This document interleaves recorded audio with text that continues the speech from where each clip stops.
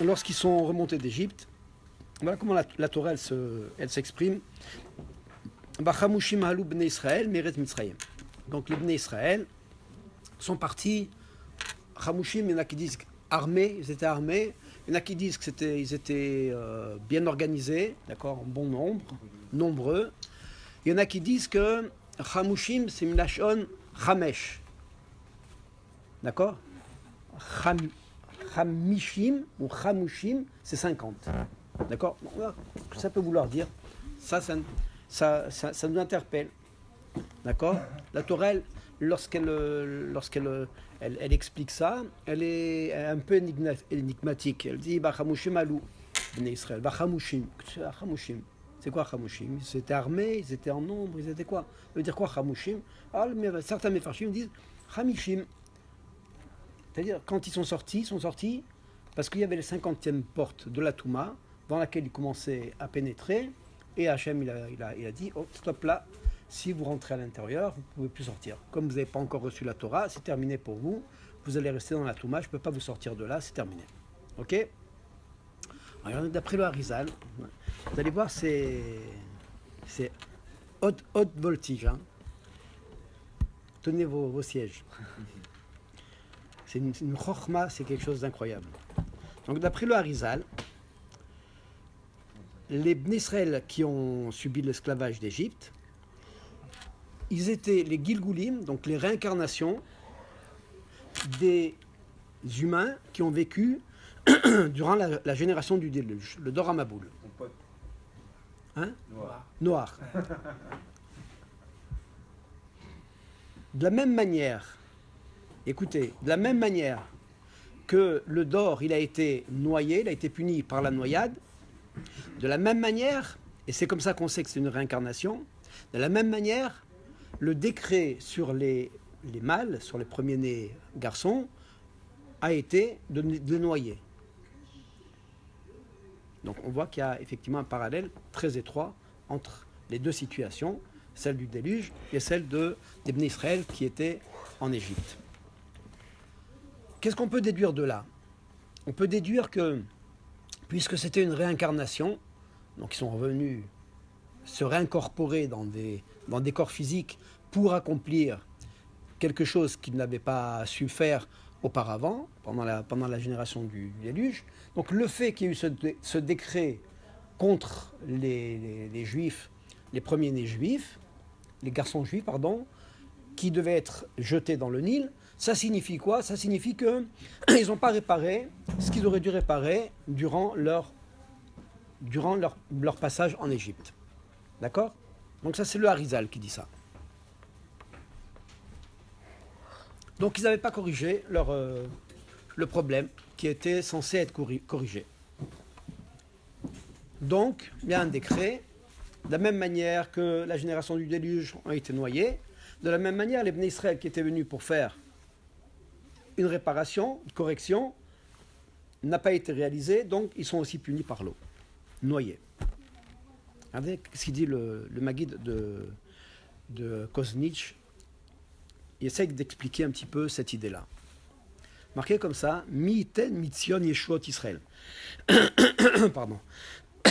Qui apportera la Yeshua, la délivrance, pour le peuple juif. Alors, il ramène ça un midrash. Écoutez bien ça. Lorsque la tête du Nachash, elle sera coupée, elle sera tranchée, ça veut dire quoi? Lorsque la pointe du Noun, elle sera fendue. À ce moment-là, ça sera la rédemption. Qu'est-ce qu'on obtiendra? On aura d'un côté le Yud du Noun, donc le Noun, il est écrit avec un Yud en haut et un Vav dessous. Donc il y aura le Yud qui va se détacher du corps. Donc en valeur numérique, le Yud c'est 10. Qu'est-ce qui va rester? 10 moins 50, ça veut dire 40, ça veut dire le même. Donc on va se retrouver à Yam. Yud même, 50.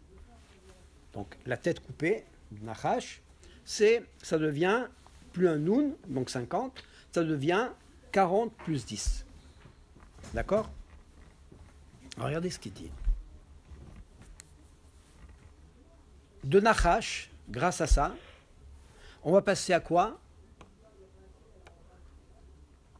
De Nachash, Nachash Nenoun, d'accord? Le Noun, on coupe la tête du Noun, donc ça devient Yud, Yud Mem, d'accord? Si on rajoute,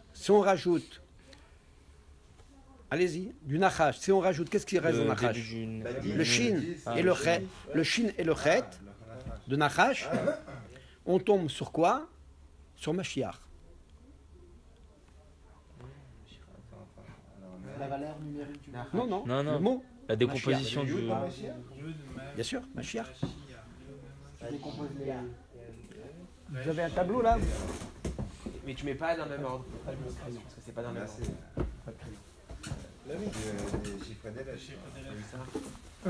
ordre. S'il y a une feuille, je vais vous écrire. Pas la peine? Bon, ils ont compris, je pense. Moi j'ai besoin, j'ai rien compris. Ah, moi aussi, j'ai pas Ouais. compris. Je refais. J'ai un stylo. Ouais.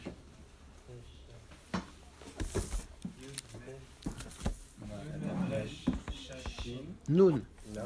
D'accord, le Noun. Non, Patrick, ça fait pas Noah. Le Noun. Tu coupes. Tu tranches la tête du Nachash. C'est-à-dire que fait tu Yud. lui enlèves le Yud. Ok. Donc le Yud, c'est valeur numérique 10. Ok. Le Noun lui-même, la valeur numérique du Noun, c'est 50. Ok. D'accord? Donc tu tranches, tu enlèves le 10. Yud. Il te reste combien? Il te reste 40. 40, c'est la lettre même. Ok. D'accord? La lettre même. Ouais. Ok?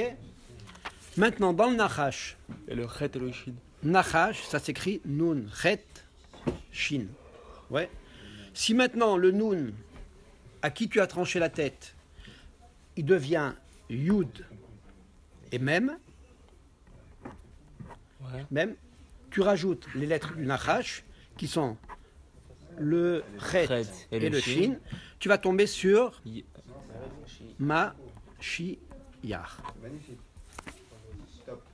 D'accord? Donc le fait de trancher la tête du Nachash, alors quel est le symbole du Nachash, ça t'amène la rédemption, ça t'amène le Mashiach. Ah ouais. Ça c'est... D'accord? C'est le rab de Kojitz qui ramène ça. Attendez, ça c'est que le début. C'est que le dé. Vous avez trouvé ça, c'est pas mal. Oui, mais ça c'est bon. C'est l'apéro, ça. Apéro, exactement. Et que t'as l'apéro plein,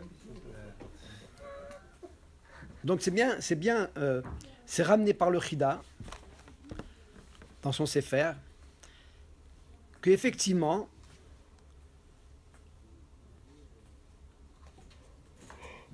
le Nachash et Mashiach, valeur numérique, combien?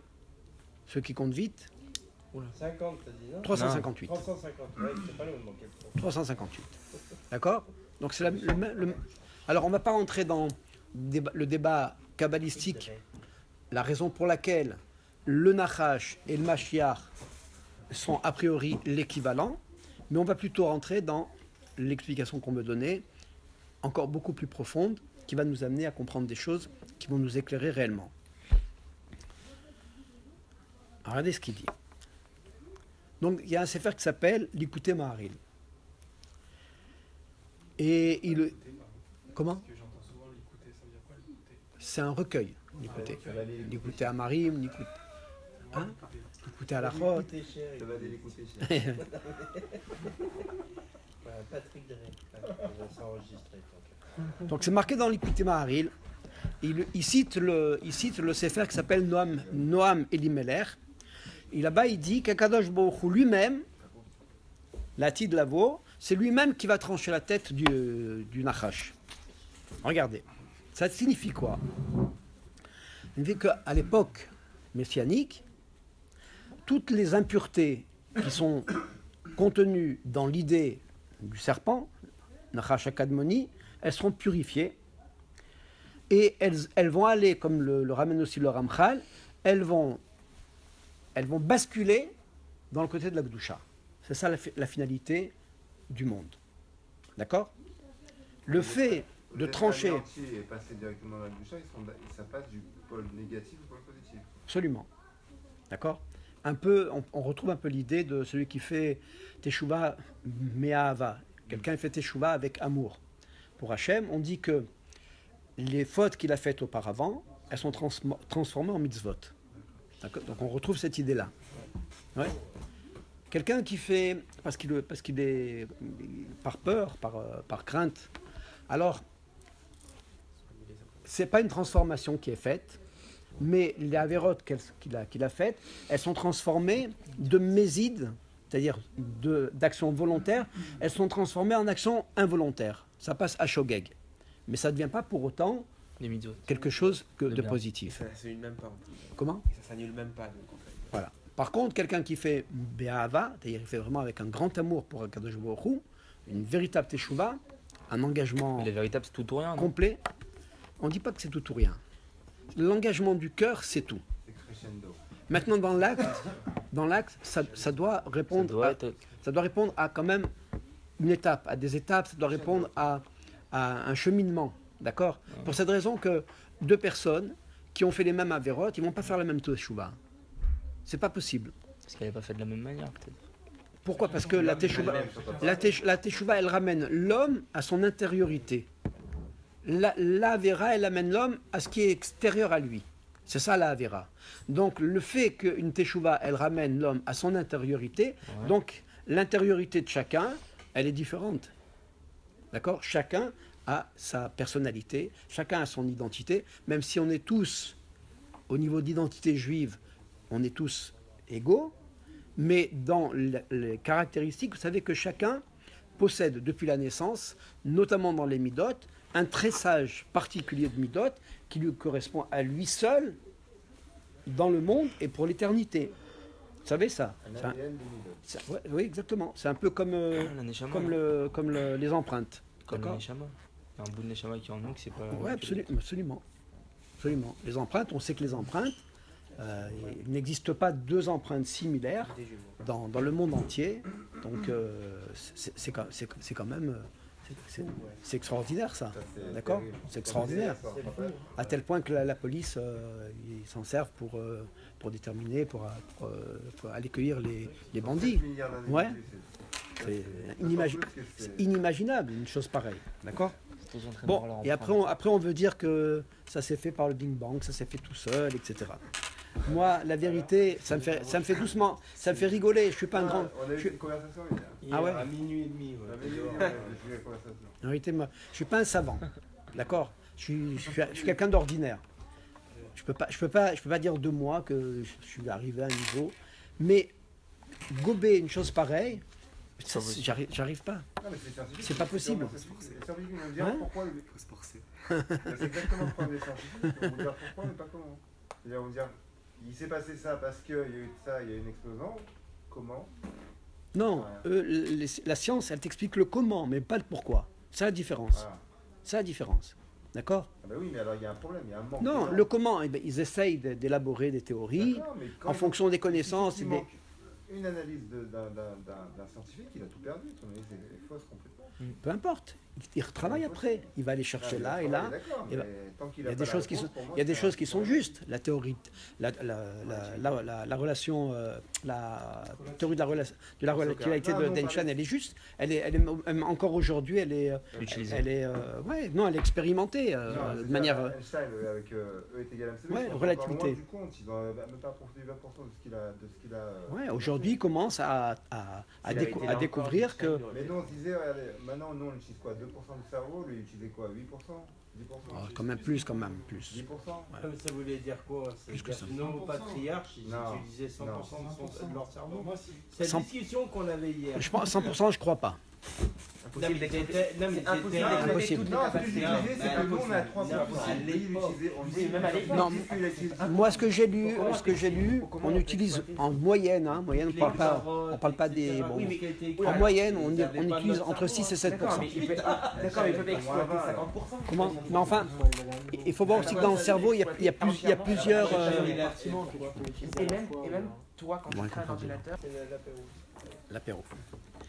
Donc autrement dit, ça veut dire quoi? Ça veut dire que les clipotes, donc les forces de l'impureté, elles seront à ce moment-là purifiées, d'accord, par la transition donc de Nachas Nachash Hamashiach, c'est-à-dire transition du Nun coupé, qui devient Yam, Yud Mem. Donc, dans leur ensemble, elles seront tellement purifiées qu'elles vont s'associer aux forces de la Gdusha. Alors ça, on le retrouve dans un Targum Yonatan. J'ai pris toutes ces notes-là. Si vous voulez, peut-être je vous ferai des photocopies, peut-être ça vaudra la peine. Donc le Targum Yonatan dans la paracha de Vayechi. Alors on sait que, tout le monde connaît cette histoire, Esav à un certain moment, lorsque Yaakov est Niftar, alors Esav s'interpose pour bloquer l'enterrement, les funérailles, en revendiquant le droit à Donc le Yud représente la tête de Esav. Attends, on va voir. La tête, il brûle pas des étapes. Donc en s'interposant devant donc les enfants de Yaakov et en revendiquant donc sa part dans le Marat Marpella. À ce moment-là, qui arrive? C'est Hushim. Hushim, c'est le seul fils de Dan. Le fils de Dan, donc on dit qu'il s'appelait Hushim. Il a eu d'ailleurs une très très grande postérité, une très grande descendance. Et qu'est-ce qu'il fait? Donc il coupe la tête d'Esav, comme par hasard. Il coupe ou il met un coup? Il coupe la tête. Ah, je crois qu'il Il met donne un coup de coup, bâton. il lui donne un coup, il était sourd en fait. Et quand il n'a pas compris ce qui se passait, il a vu qu'on a tenté à l'honneur de Yaakov. Ouais. Boum, il lui a mis un coup de bâton. Ah, j'adore. La tête a été tranchée, donc et ça, Arraché, quoi. il est mort. Et la tête a roulé jusqu'à Marat Hamerpela. On dit qu'elle est enterrée dans la grotte, alors que le corps est resté à l'extérieur. D'accord? Donc qui l'a fait? C'est Hushim. Et c'est ce qu'on voit que on dit que Hushim, qui était de la tribu de Dan, qu'est-ce que la Torah dit sur lui? Regardez bien. Vous allez voir qu'il n'y a pas du tout de hasard. Yidan Nachash Alederer. D'accord? Dan, donc notamment Hushim, qui a tranché la tête d'Esav, qui correspond au serpent. Il était le Nachash qui va sur le chemin. Donc on voit qu'il y a une corrélation, pas coloration, avec le fait lui-même, l'acteur lui-même et le but, la mission elle-même. D'accord? Qui arrive à C'est quoi? couper la... Hushim, c'est quoi? Ça veut dire- Hushim, c'est le prénom du fils de Dan. Oui, mais c'est. On va voir. Il y a une signification, Hushim, Ouais. ou pas? C'est Non. pas 50? Comment? Hushim, ouais. C'est ça. On va voir, attends. C'est pas Hamishim, hein? Non. Non, mais. On va voir. On va expliquer, vous allez voir. Alors, qu'est-ce qu'on est? Quelle était donc l'intention du Passouk? Quelle est l'intention du Passouk? Qu'est-ce que le Passouk veut nous expliquer? Que Dan, c'est lui qui va incliner, c'est-à-dire couper la tête du serpent pour faire basculer les forces du serpent dans le côté de la Gdusha. D'accord? C'est ce qu'on voit donc, où venait Dan, Hushim. C'est une allusion dans le verset. Comment est-ce que c'est une allusion au fait que Dan a comme mission de faire basculer les forces de la Klippa dans le côté de la Gdusha. D'accord? D'ailleurs, c'est ce qui s'est passé avec Esav. Sa tête est allée dans le côté de la Gdusha, alors que le corps est resté dans la Klippa. D'accord? On voit le même scénario, on voit la même symbolique qui est dans ce fait-là. Alors, regardez. C'est marqué comme ça. Donc, Toldotehem, Shel Tzadikim, Maasim Tovim. Donc, les générations laissées par les Tzadikim, c'est quoi? C'est leurs bonnes actions. C'est ce qu'ils ont laissé dans le monde. D'accord? Voilà. Donc, on peut s'arrêter là, hein, déjà, dans le cours. Si on a compris ça, on va tous être des Tzadikim. Parce qu'en réalité, qu'est-ce qu'on laisse derrière nous? On va vivre combien de temps? 70, 80, 90 ans aujourd'hui. Aujourd'hui, bon, l'espérance de vie est un peu longue. Même certains scientifiques, on dit que les nouveau-nés qui naissent aujourd'hui vont arriver à 150, 200 ans. D'accord? D'accord. Mais un jour ou l'autre, bon, il faut partir, d'accord? On fait la valise et on part. Ouais. Ah, non. Qu'est-ce que la Torah dit? Regardez dans Bereshit Rabbah, Toltotem, c'est-à-dire ce qui reste dans ce monde-là. D'accord? On parlait de Tzadikim parce que les Tzadikim, c'est eux qui ont compris la réalité du monde dans tout ce qu'elle contient. Qu'est-ce qu'ils laissent? Ils ne laissent pas un patrimoine, des maisons, des voitures, comptes en banque, etc. Maasim Tovim. Leurs actions témoignent pour eux qu'ils sont passés par là. Il y a un jalon. D'accord? Voilà. Ça c'est tzadikim. Alors regardez qu'est-ce qu'il dit. C'est quoi maintenant? Quelles sont les bonnes actions des enfants de Dan? C'est son fils, puisqu'il en a eu qu'un seul, c'est Hushim. Et Hushim, écoutez-moi bien, c'est les mêmes lettres que quoi? Tu n'arraches. Oui, maintenant. Que Non. Mashiach. Ouais.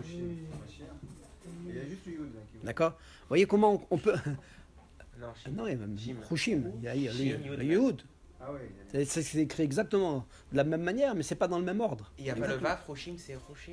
Non, c'est- Ouais. Il y a pas vraiment le Yud. Il n'y a pas de van. Pas de Vav. Non. Parce que je pensais qu'il y avait Ouais, le ouais. Non, non. Hushim. Il y a le Yud. Hushim, c'est Chet Shin Yud Mem. D'accord? Les mêmes lettres que Mashiach. Ah. Attendez, Alors, ouais, attendez. 5 minutes, Daniel. Hein. Et pourquoi on dit que, donc, qu'est-ce que ça a à voir entre la tribu de Dan, Hushim et la même lettre que Mashiach et que Mashiach il vient de David Améler? Non, peu importe. Ça, c'est Ça a pas... rien à voir Non, encore. rien à voir, rien à voir. Ah, d'accord. c'est la continuité. Non, on n'a pas dit que Dan, c'est Mashiach, Oui, ça vient ou que la descendance de Mashiach. On dit que Dan vient pour amener la rédemption. Mais on ne dit pas que c'est lui le rédempteur. D'accord? On peut aussi dire que Moshe Rabbeinu, c'est marqué que c'était Goël Rishon, mais Goël Acharon. Moshe Rabbeinu, il n'est pas de la descendance de Yehuda.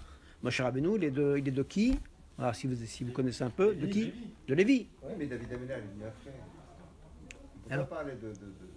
Mais c'est lui le Mashiach, c'est David Améler. Oui, mais Malka c'est Meshicha, après c'est marqué. Moshe Rabbeinu. On ne peut pas prétendre que... les Non, frères mais de si tu David vois déjà que Améler- Moshe Non, Rabbeinu, mais tout ce qu'a fait lui-même- Moshe Rabbeinu, David Améler l'a fait. Non, peu importe. Absolument. Mais peu importe. C'est pas le Mais problème. si tu vois que Moshe Rabbeinu, il était de la tribu, de la tribu de Lévi, d'accord, et qu'il était le Mashiach de son époque, oui ou non? Mais de toute façon, Moi, ils viennent tous de Noir au final. Comment? Il est tous à Les amis, j'ai chaud, hein. Je sais pas s'il faut mettre un peu un peu la clim, hein. J'étouffe là, hein. La Sibérie. Mais il avait Non, mais c'est pas ça, c'est que ça. Pour la pièce, c'est énorme. Il faut mettre 46. T'as combien? Putain, il faut mettre 7 degrés de différence avec le dehors. Ça, c'est pour une pièce de 40 mètres carrés. Alors maintenant, comment on sait que Esav, c'était le Nachash? Alors comment on sait maintenant que... Bah, Esav, il disait les principes, mais il les appliquait pas lui-même. À part ça c'est dans les faits. Et maintenant, il y a des versets. Il y a un verset qui nous dit Vaï Esav, Ish Yodeat Saïd. On ne peut pas se passer du téléphone, je remarque. Ouais, C'est moi, grave, je- hein. je savais ce que C'est grave, grave, hein. Vous avez vu, hein. Téléphone. Ouais, il t'enregistre. Moi, j'ai pris le téléphone. Regardez, Il est mort pour la patrie. moi on fera Kaddish à la fin. Enfin, il nous manque un pour le Minyan, hein. Il faut qu'on va faire vite, hein. On va trouver. Non, mais il y a... Il y en a un pour là-bas, Il y a, pour là. mais il y a Jordan qui doit venir normalement. Jordan il va venir avec Rudy normalement. Tu l'as vu ça, le bébé, non? Non, il veut m'envoyer la photo, non? Comment il... Bon, je pense qu'il va venir. Alors regardez, c'est marqué. Comment est-ce qu'on sait que Esav était la correspondance, le symbole du Nachash? Vaï Esav Ish Yodeat Saïd, c'est marqué dans la Torah. Voilà, Esav, c'est un homme qui savait, qui était expert dans la chasse. Ish Sadeh, c'est un homme des champs. Onkelos, le traducteur de la Torah, en araméen, qu'est-ce qui marque? Vaï Esav Gever Narshiraran. Narshiraran. Très étrange. Il traduit comme ça.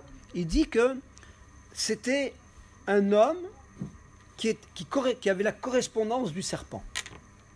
Alors pourquoi il dit ça? On l'a vu dans un cours.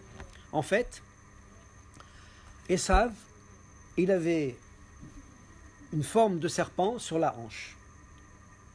Alors il y en a qui disent que c'était un tatouage ou un dessin. Il y en a qui disent que c'était quelque chose de naturel, quoi. Sa jambe était formée comme ça. Ouais. Ah, ok. De naissance, voilà. Ouais. D'accord? Il y avait des tatouages? Donc c'est ce qu'on voit, donc Narshiraran, c'est quoi? C'est le notaricon de Nachash Yerachan. Ça veut dire que Esav avait Yerachan, c'est une forme de Nachash. Il avait la forme d'un serpent ou sur la cuisse. D'accord? Regardez donc si on comprend bien maintenant. Donc on voit que Chushin Ben Dan, son rôle à lui, on l'a vu des psukim, son rôle était de fendre la tête du serpent, d'accord, ce qu'on a vu avant, pour prendre les forces de la klipa et les amener dans la kedusha. Donc c'est lui, qu'est-ce qu'il a fait? Lui-même, il a coupé la tête d'Esav, la tête a roulé dans la grotte de Marpella, où réside donc la kedusha dans son apogée, dans son absolu, les avot et les imaot. D'accord?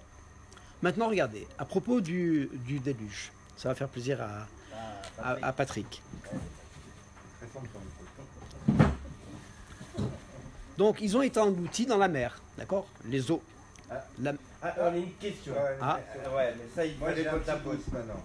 Patrick, il me dit, pour lui, toute la Terre n'a pas pu être immergée d'eau.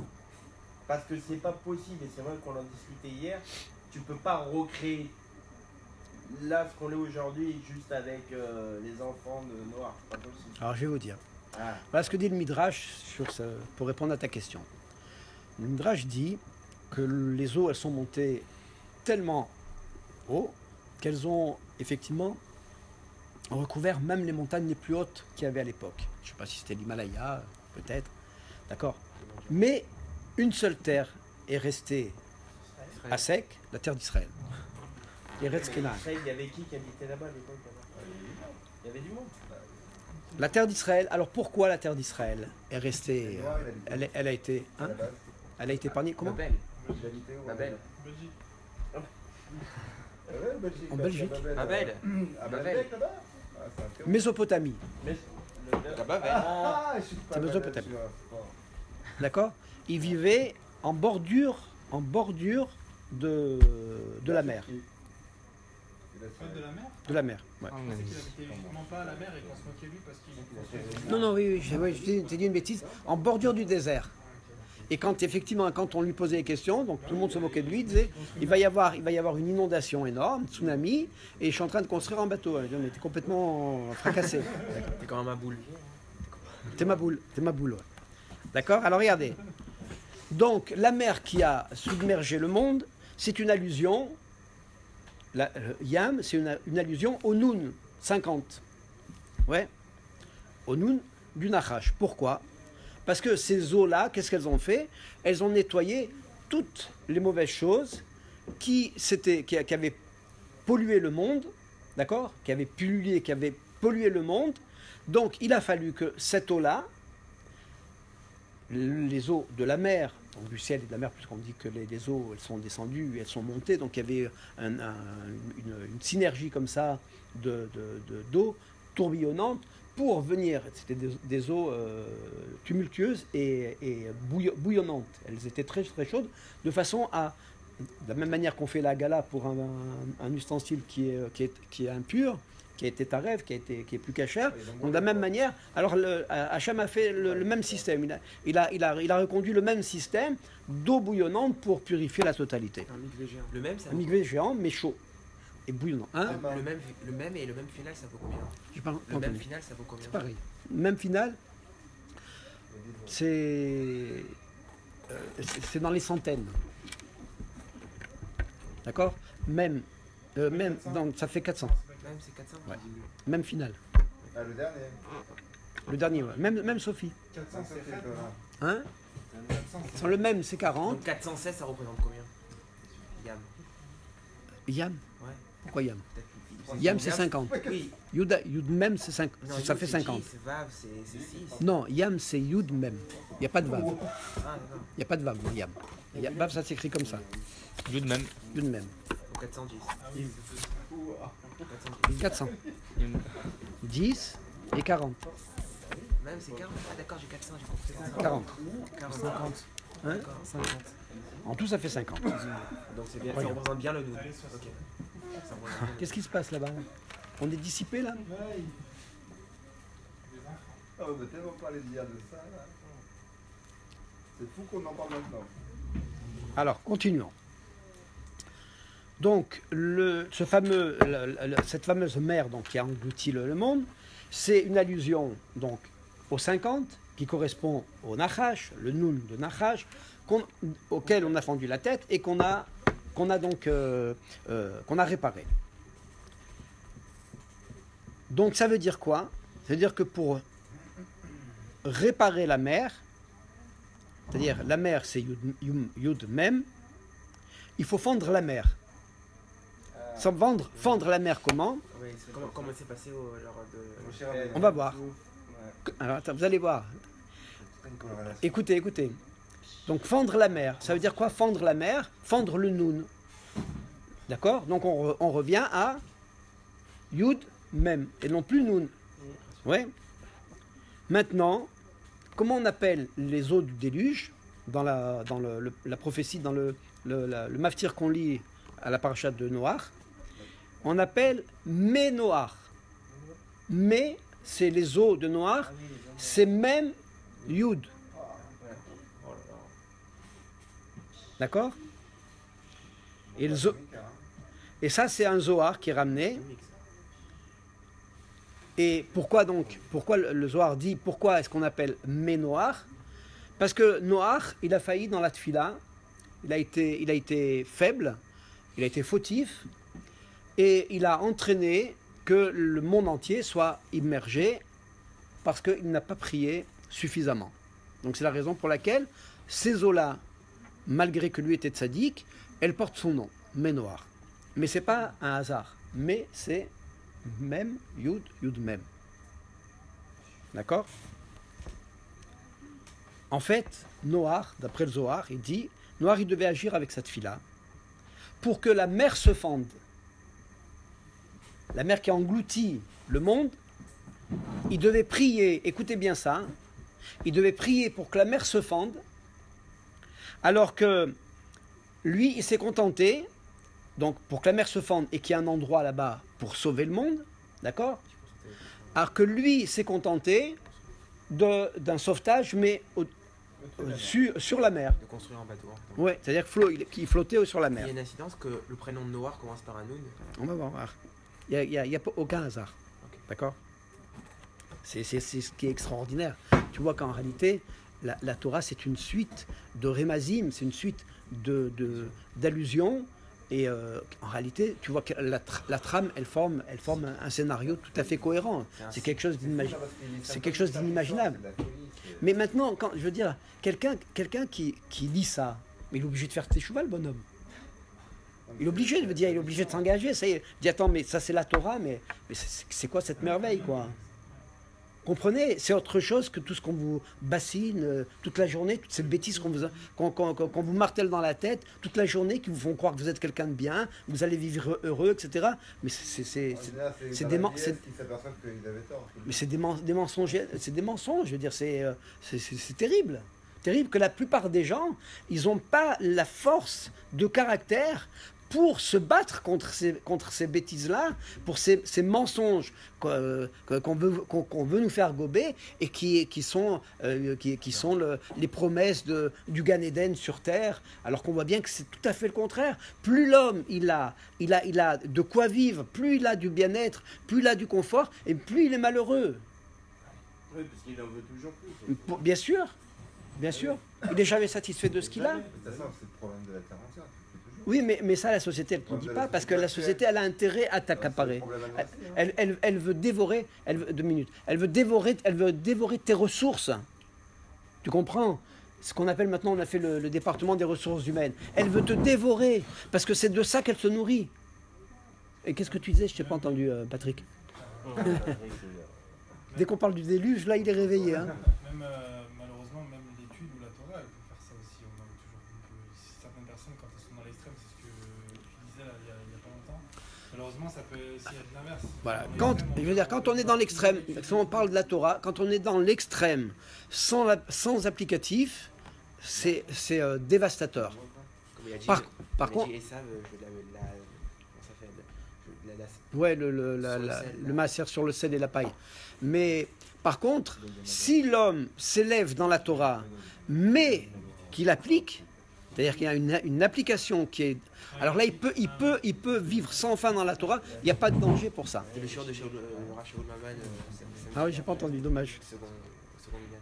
Ouais. Donc, qu'est-ce qui s'est passé? Il fallait en réalité, par sa tefila, que Noach prie pour que la mer s'ouvre.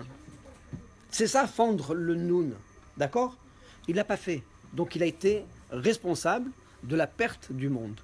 Il a été considéré comme responsable de la noyade de l'humanité. D'accord? Pourquoi il n'a pas pris? Ah, les premiers-nés, pourquoi ils sont... Comment? Il veut savoir pourquoi les premiers-nés, alors. Ils ont été noyés... Pas les premiers-nés, c'est les garçons. Oui, Oui, les premiers garçons. Les garçons, parce que les garçons, c'est ceux qui sont censés perpétuer l'espèce. par rapport à... Ouais, mais par rapport à... Bon, on ne va pas rentrer dans ce domaine parce que c'est très intéressant. Arrêtez avec le téléphone. C'est très intéressant, le Zahar, la Nekeva, la symbolique qui est à l'intérieur de ce qu'on appelle le masculin et le féminin. On aura l'occasion peut-être d'en parler une autre fois parce que c'est quand même très important pour la compréhension des choses, la compréhension de la vie. Quel est le rôle de l'homme, quel est le rôle de la femme, qu'est-ce qu'on appelle masculin, qu'est-ce qu'on appelle féminin. Pourquoi seuls les garçons, on devait les anéantir et pas les filles. D'accord? Bat Chayoun, c'est marqué au contraire, la fille, on devait lui donner la possibilité de vivre. Ça, c'était l'idée des Égyptiens. D'accord? Mais regardez, on va passer un petit peu parce qu'on n'aura pas le temps. À moins que vous voulez qu'on finisse Shabbat, non? Parce qu'il est 9h, il faudrait qu'on fasse ça vite. On n'est pas minable, là. Bon, après, on va demander quelqu'un. Attends, et... Mais par